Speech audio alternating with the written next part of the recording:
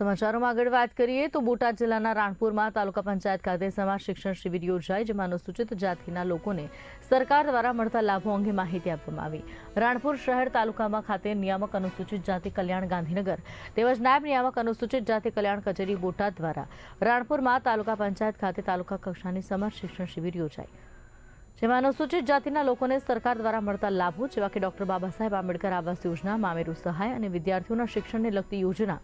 સરકારના શિક્ષણને લગતી યોજનાઓ તેમજ ગુજરાત સરકાર કેન્દ્ર સરકારની જે ચાલે છે તેની વિસ્તૃત માહિતી આપવામાં આવી।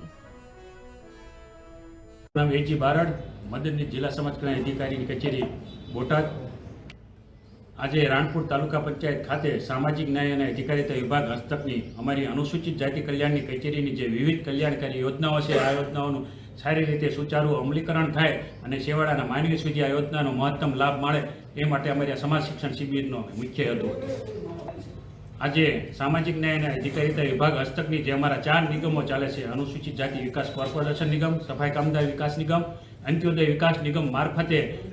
નાના પાયાની લોન યોજનાઓ તેમજ મોટા પાયાની જે લોન યોજનાઓ છે 1 થી 10 લાખની લોન સહાય આપવામાં આવે છે સરકારશ્રી દ્વારા। સોલંકી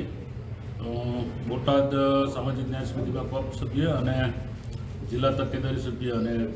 અમલીકરણ યોજના ખાસ અનુકૂળ યોજનાના જિલ્લા પંચાયતમાં મારી સીધીની જવાબદારી।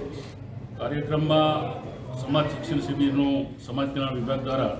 આયોજન કરવામાં આવ્યું અને સમાજ કલ્યાણ વિભાગમાંથી બારડ સાહેબ જે 60 જેવી સમાજ કલ્યાણ વિભાગની વિવિધ યોજના ચાલે છે તેનું વિસ્તૃત માર્ગદર્શન આપ્યું અને પત્રિકા વિતરણ કર્યું અને છેવાડાના માનવી સુધી સરકારશ્રીની જે યોજના છે એનો પૂરેપૂરો